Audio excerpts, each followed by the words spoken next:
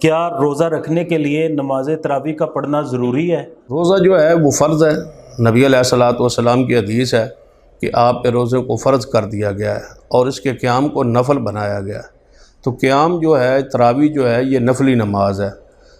جس بھی محدث نے کسی بھی صحیح یعنی اپنی کتاب میں، حدیث کی کتاب میں اس کو نفلی نماز کے اندر ہی شمار کیا ہے۔ یہ لہذا نوافل جو ہیں یہ نفل ہیں، ہاں، یعنی کہ جتنے بھی ہیں، تہجد کی صورت میں ہو، قیام رمضان کی صورت میں ہو، یہ نفلی ہے۔ تو نفلی عبادت خوشی کے ساتھ ہوتی ہے۔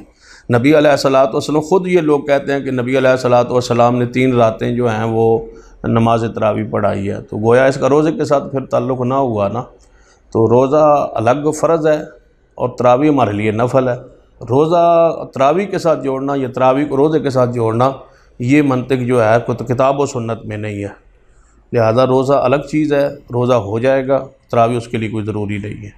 لیکن تراویح کو پڑھنا چاہیے، اس کا یہ بھی معنی نہیں ہے کہ اس کو بندہ چھوڑ دے۔